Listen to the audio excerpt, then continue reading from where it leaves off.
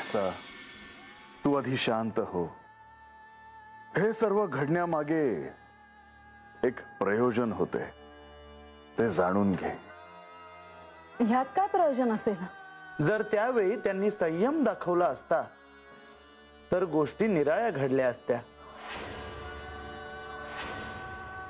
हे असे घडणे देखील एका प्रकारे त्यांची परीक्षाच होती.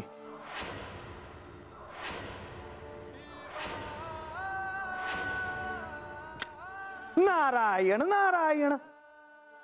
दैत्य अमृताचा कुंभ घेऊन गेले आणि भयभीत झालेले देव माझ्या आराध्यांना शरण आले.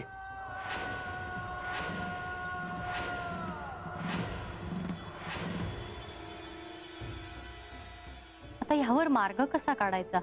पार्वती, श्री विष्णूंनी ह्यातून मार्ग आधीच काढला आहे.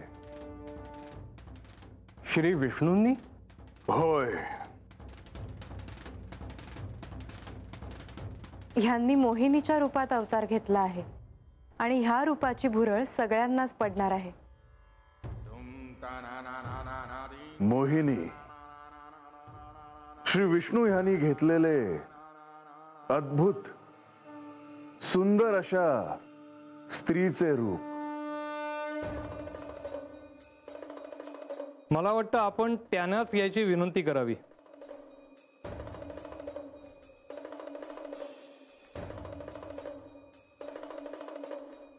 श्री विष्णूंच्या त्या मोहिनी रूपाला आता आपल्याला इथं बोलवायची आवश्यकता नाही, कारण विष्णूंचं ते रूप स्वतःहून इथे येत आहे.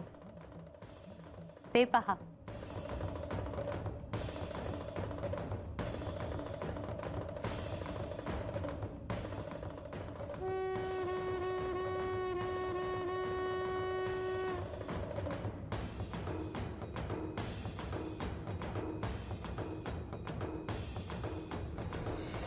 या सृष्टीच्या कल्याणासाठी श्री विष्णू यांनी घेतलेला हा अवतार अत्यंत अद्भुत आहे.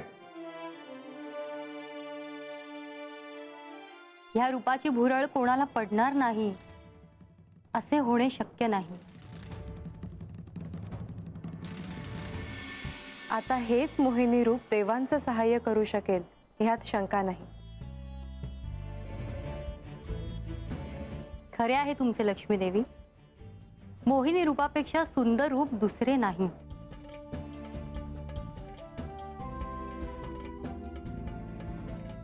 प्रभू, आता तुम्हीच आम्हाला सहाय्य करा.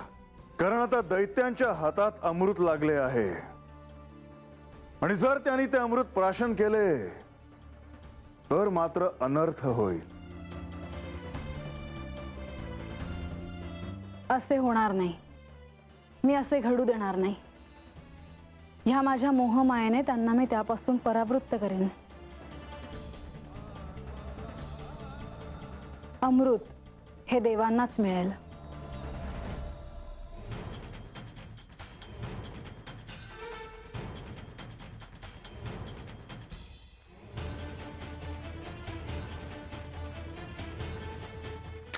नारायण नारायण. माझ्या आराध्यांना सर्व देव शरण आले होते आणि माझ्या आराध्यांनी त्यांना धीरही दिला होता.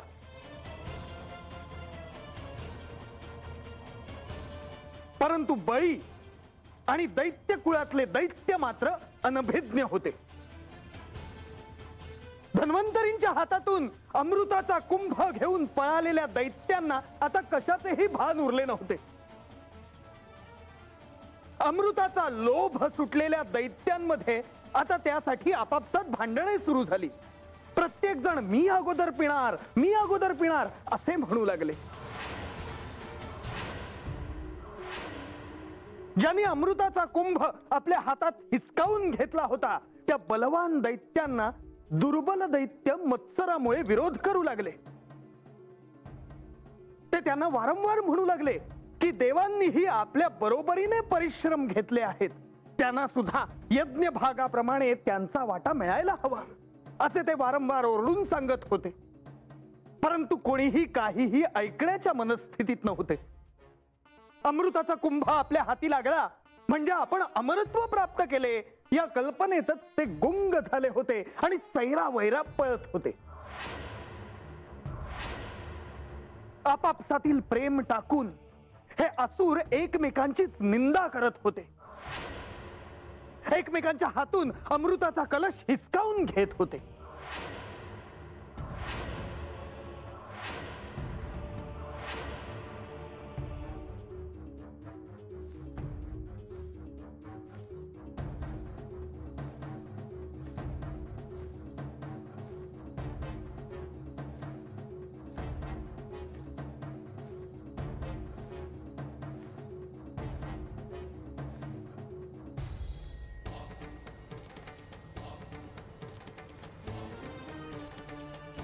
तुझे सौंदर्य, तुझे तेज म्हणून प्रत्येकालाच तुझे सानिध्य हवे हवेसे वाटते.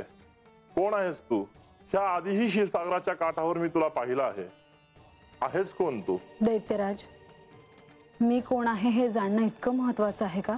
अर्थात, कारण तुझ्या इतकी रूपवान स्त्री मी आजवर पाहिलेली नाहीये. सुंदरी, तुला पाहूनच आमच्या मनात खळबळ निर्माण झाली.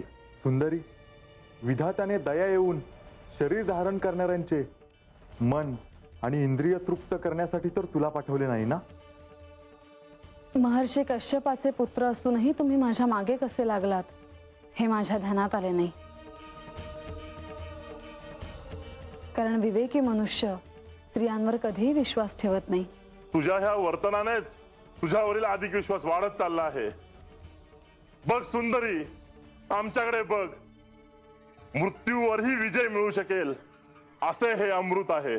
आणि यासाठी तुम्ही आपापसात भांडत होतात? अर्थात. तुमच्यासारख्या शूरांना असे वागणे शोभत नाही दैत्यराज. सुंदरी, काय म्हणायचंय तुला?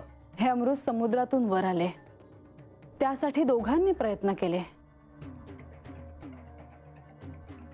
मग हे देवांनाही मिळायला नको का? नाही. तुम्ही तर शूर आहात. जसे तुम्ही महर्षी कश्यपांचे पुत्र आहात तसे तेही आहेत. पण त्यांनी आमच्यावर अन्याय केला आहे. पण तुम्ही तसे करू नका. कोणी कितीही म्हटलं तरी तुम्हीच पराक्रमी आहात, शूर आहात. तुम्ही देवांना कधीही पराभूत करू शकता. सुंदरी, तू कोण आहेस ठाऊक नाही, पण तुझ्या बोलण्याने तुझ्यावर अधिकच विश्वास बसलाय आम्हा साऱ्यांचा. म्हणजे माझे म्हणणे तुम्हाला मान्य आहे तर? अर्थात.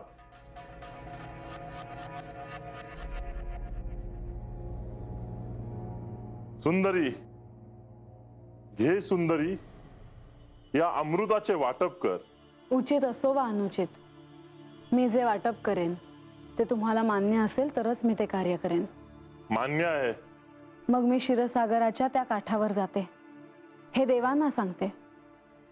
आणि मग त्या ठिकाणी तुम्ही या आणि सर्वांसमक्ष हे सांगा. हो. मी त्यांना हे सांगेन. तोवर तुम्ही या अमृतपानासाठी सिद्ध व्हा. त्यासाठी आता कोणती सिद्धता हवी? तुम्ही यथाशक्तीने हे अमृत बाहेर काढले आहे, त्यामुळे हे अमृत पिण्याआधी तुम्ही स्नान करून प्रसन्न मुखाने आणि अलंकार घालून यावे. हे तुम्ही सांगितले नसते तर आमच्या ध्यानातही आले नसते. माझे म्हणणे मान्य आहे ना दैत्यराज? निश्चित.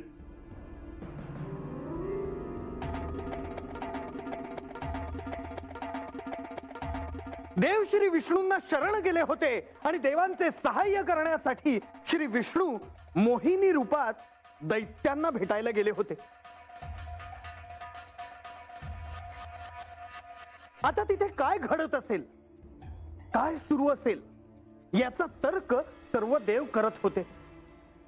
देवांना हे ठाऊक होते की यातून त्रिमूर्तीच आपले रक्षण करू शकतात, आपले सहाय्य करू शकतात.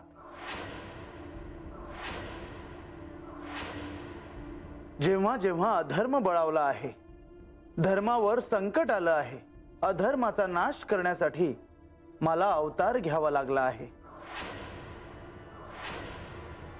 ही परिस्थिती काहीशी तशीच होती देवी. आणि म्हणूनच यातून मार्ग काढण्यासाठी तुम्ही मोहिनीचा अवतार धारण केला. होय देवी, आणि त्या अवताराने दैत्यांचं मन वळवलं देखील. परंतु हे देवांना ठाऊक नव्हते. ते क्षीरसागराच्या काठावर श्री विष्णूंची प्रतीक्षा करत होते.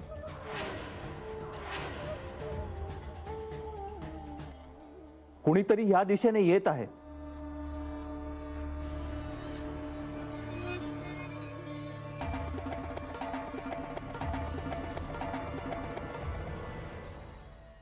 तिकडे काय झालं हे जाणून घेण्याची ओढ लागली आहे सगळ्यांना. आता लवकरच अमृताचा कुंभ घेऊन दैत्य इथे येतील. याचा अर्थ दैत्य मोहित होऊन स्वतःहून अमृत देवांना देतील की काय? हे कसे शक्य होईल? मोहिनीच्या मोहाने, तिच्या मायेने ते शक्य आहे.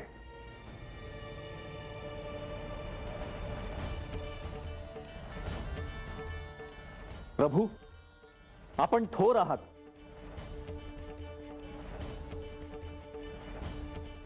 हे अमृत केवळ त्यांनाच नाही तर तुम्हाला देखील मिळावे असे मी त्यांना समजावले आहे आणि दैत्य त्यासाठी तयार देखील झाले आहेत.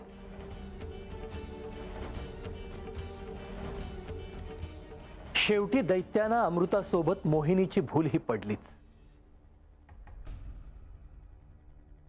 हीच खरी यांची योग्यता आहे. हीच यांची हीन पातळी आहे. यांचा उत्कर्ष होणे कदापि शक्य नाही.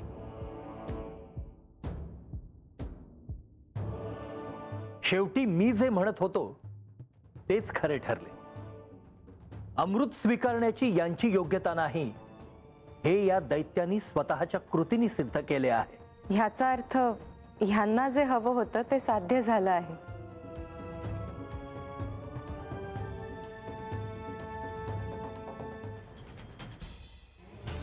या देवांनो, आम्ही आज तुम्हाला हे सांगण्यास आलो आहोत की जरी आजवर दैत्य कुळावर अन्याय झाला असेल पण आज आम्ही तुमच्यावर अन्याय होऊ देणार नाही.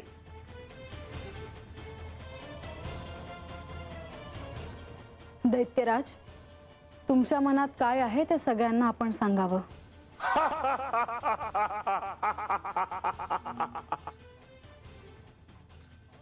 हाच तो अमृताचा कुंभ. यातील एकाही थेंबाला अजून आम्ही स्पर्श केलेला नाही आहे.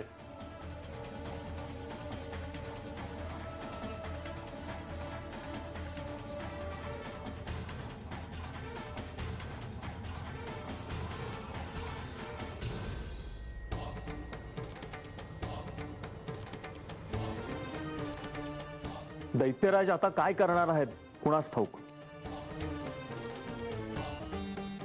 हे घ्या. हे काय आहे दैत्यराज? सांगतो. देवांनो,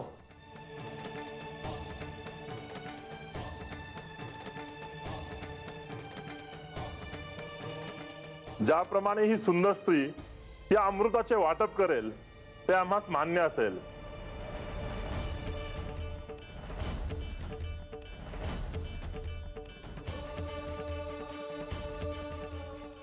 माधवा, तुमच्या ह्या रूपाने खरोखरी सर्वांना भुरळ पाडली आहे.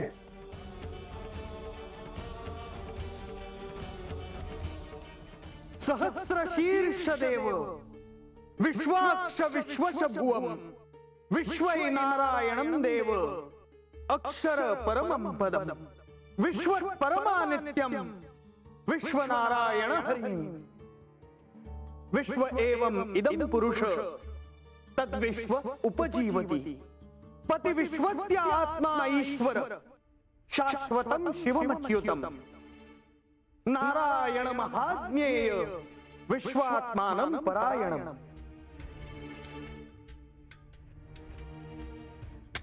नारायण नारायण. मोह माया ही अशी गोष्ट आहे की ज्याच्या सान्निध्यात एखादा मनुष्य आला की तो कोण आहे, त्याचे प्रयोजन काय, त्याचे कर्म काय आहे, तो काय करीत आहे, हे सर्व काही तो विसरून जातो. अमृताच्या लोभासाठी देव आणि दैत्य यांनी समुद्र मंथन केले आणि ते कोण घेणार यावरून वाद झाला.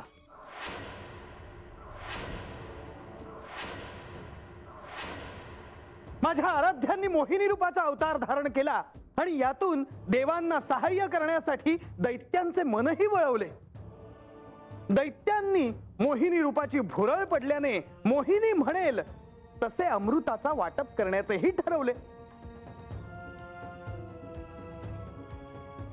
त्यासाठी अमृताचा कुंभही त्यांनी मोहिनीच्या हाती दिला. म्हणजे आता तर सारं काही सुरळीत झालं असेल. त्यांनी जर स्वतःहून तुम्हाला अमृताचा कुंभ दिला असेल तर अजून काय हवं? देवी, हा तर प्रारंभ होता. ह्यातूनच एक नवा अध्याय लिहिला जाणार होता. मला कळाले नाही. भासा, लवकरच तुला ते कळेल. नारायण नारायण.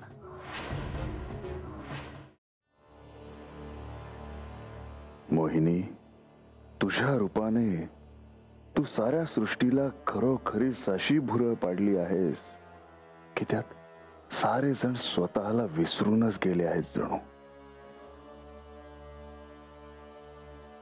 आता ह्या अमृत वाटपाचे कार्य सुरू होईल. मोहिनीमुळेच हे कार्य शक्य झाले आहे.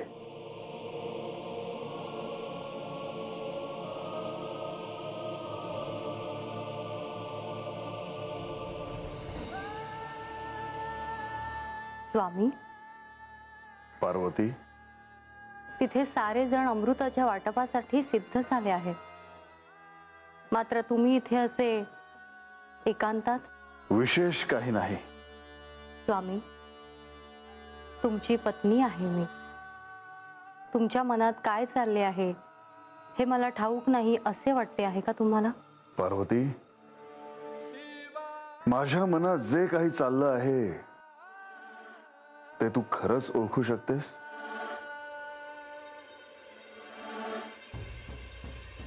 श्री विष्णूंनी घेतलेले मोहिनीचे हे रूप अत्यंत विलोभनीय आहे, सुंदर आहे. हे रूप कोणालाही मोहित करू शकते असे आहे. आणि तुम्हाला देखील ते आवडले आहे, होय ना स्वामी? होय.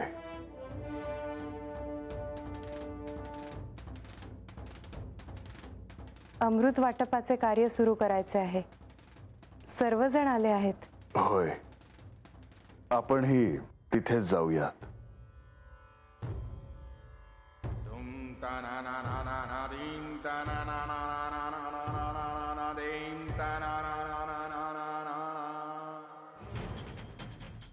या मोहिनी रूपाची भुरळ यांना अशी पडेल याचा विचारही केला नव्हता मी. काय झालं देवी? कसला विचार करता आहात? काही नाही, श्री विष्णूंनी घेतलेल्या या मोहिनी रूपाचा विचार करत होते. महादेवांना देखील ते खूप आवडले आहे. कोणालाही आवडावं असंच रूप आहे ते. आणि माझी खात्री आहे की ह्यातूनच एक नवा अध्याय लिहिला जाईल.